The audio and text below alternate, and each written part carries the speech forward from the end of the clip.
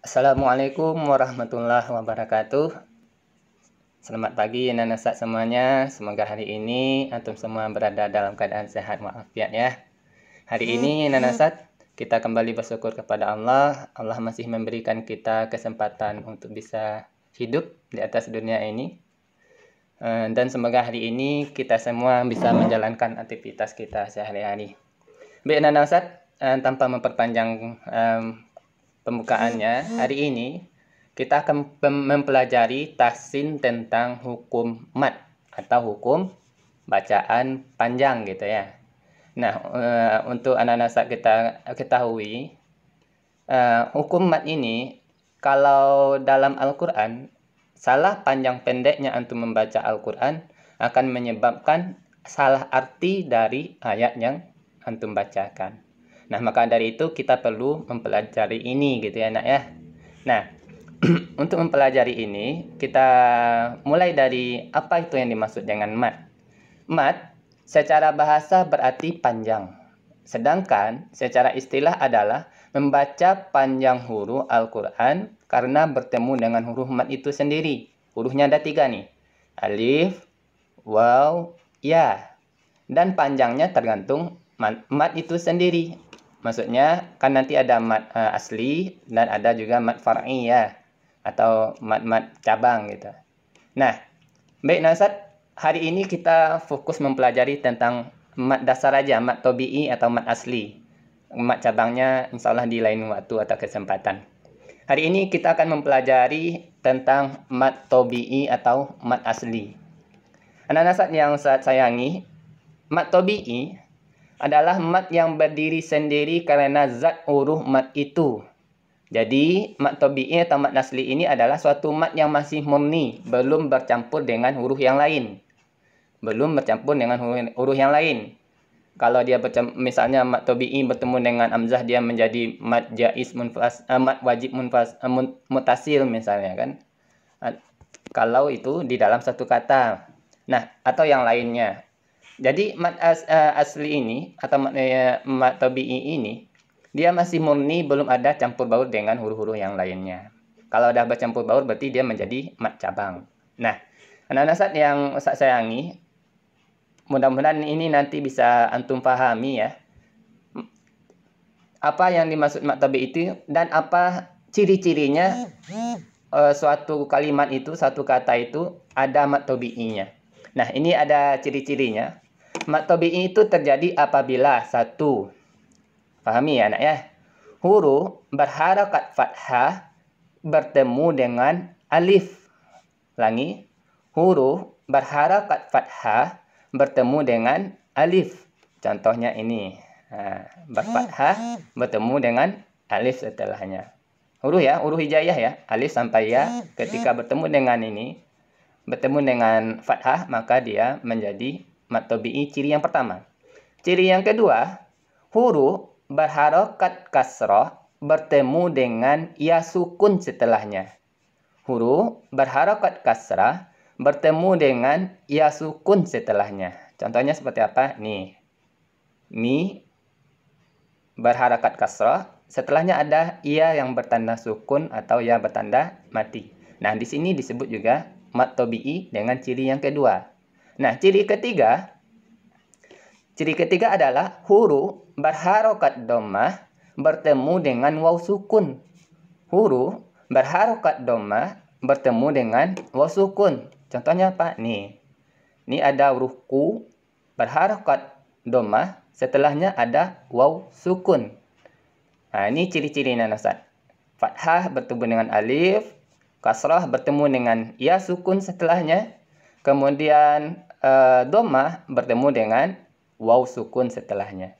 Nah, mad tabi'i ini berapa panjangnya? Mad tabi'i panjangnya 1 alif atau 2 harokat. Ya, nah, saya panjangnya 1 alif atau 2 harokat. Nah, kita contohkan sebagai latihan kita di sini. Nanti akan ada tugas buat antum. Mudah-mudahan antum bisa mempraktekkan di dalam antum membaca Al-Quran nantinya. Oke, kita contohkan ya. Di kalimat yang pertama di sini, kata pertama di sini, kitabun. Kita ulangi, kitabun. Tanya ada mat tabi'i dengan ciri pertama fathah bertemu alif.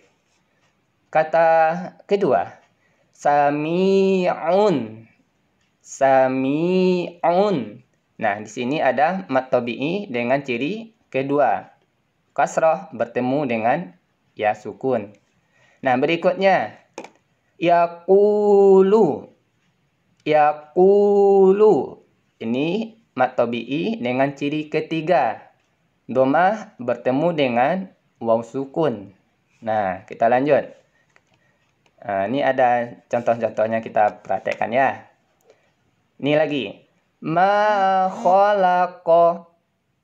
Ma-nya ada mat tabi'i. Ma khalaqa. Di sini mat tabi'i. Lanjut. Abi lahabin. Abi lahabin. Di B-nya ada mat tabi'i. Ciri kedua ya, ini ciri pertama, ini ciri kedua. Nah, berikutnya qul a'udzu. Ini ciri ketiga. Domah bertemu dengan waw sukun. Oke, kita lanjut. Ghasiqin. Di sini mat tabi'i dengan ciri pertama. Fathah bertemu dengan alif. Paham nak ya, tiga ciri ya nak ya? Paham, tolong dipahami. Mudah-mudahan antum bisa praktekkan nanti ketika antum membaca Al-Qur'an. Nah, berikutnya di sini fi jidiha. Fi jidiha. Di sini ada 3 mat tabi'i. Di fi-nya 1 karena bertemu ya sukun, kemudian di ji-nya juga 1, kemudian di h-nya 1 karena ada fathah setelah huruf berharakat, ada alif setelah huruf berharakat fathah, itu maksudnya. Nah, berikutnya yadkhuluna. Di sini ada mat tabi'i dengan ciri ketiga. Dhammah bertemu dengan waw sukun. Nah, ini untuk latihan kita terakhir hari ini. Hasidin. Hasidin. Hanya mat tabi'i ciri pertama. Fathah bertemu dengan alif. Berikutnya dinukum. Dinukum. Di mat tabi'i ciri kedua. Kasrah bertemu dengan ya sukun atau ya mati.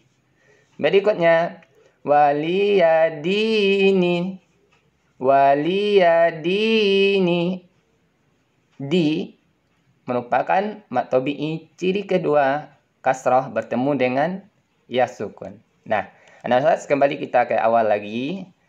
Mohon antum pahami, kita ringkasi bahwasanya mat tabi'i adalah mat asli yang masih murni, belum bercampur dengan huruf-huruf yang lainnya. Kalau ada bercampur dengan huruf yang lainnya, dia menjadi mat far'i atau mat cabang nantinya. Nah, untuk antum pahami juga di sini tolong diingatkan kembali bahwasanya mat tabi'i punya 3 ciri. Kalau dia memenuhi 3 ciri ini, insya Allah dia mat tabi'i. Berarti harus dibaca panjang 1 alif atau 2 harokat. Oke, kita ulangi. Mohon anak ustaz dipahami ya. Mudah-mudahan bisa dipraktekkan. Oke, ciri pertama kita ringkas ya, kita rangkum ya. Bahasanya mat tabi'i apabila dia berbaris fathah huruf itu, setelahnya ada alif, maka dia mat tabi'i ciri pertama. Kemudian ciri kedua, apabila huruf berharakat kasrah bertemu dengan ya sukun. Ini ciri kedua. Ciri ketiga, apabila huruf berharakat dhammah bertemu dengan waw sukun. Nah, bisa difahami nak ya?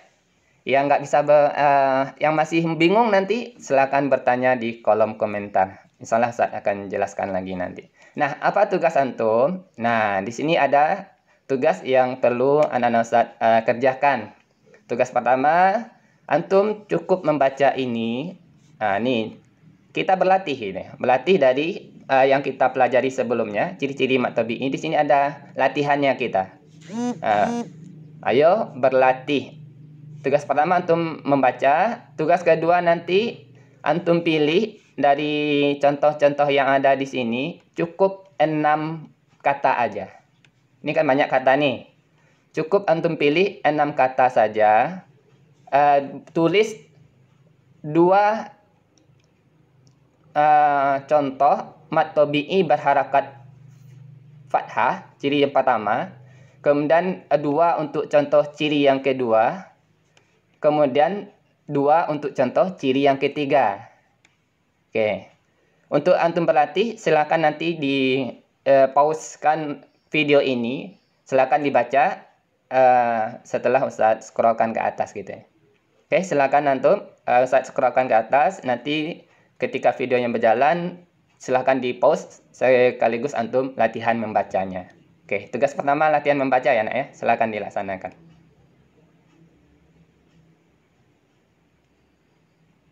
Oke, nanti di pause ya. Kalau terlalu cepat scrollnya, silakan nanti di pause video ini.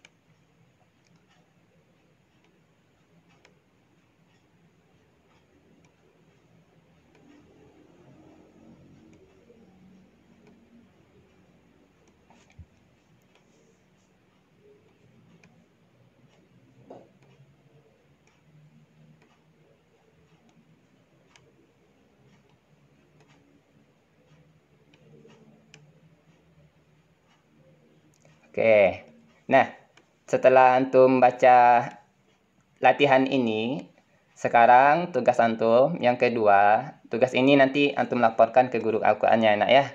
Pilih dari contoh yang ada ini tadi, silakan nanti dipilih, di pause. Pilih, tulis di dalam kertas 1 lembar, di dalam kertas nak ya.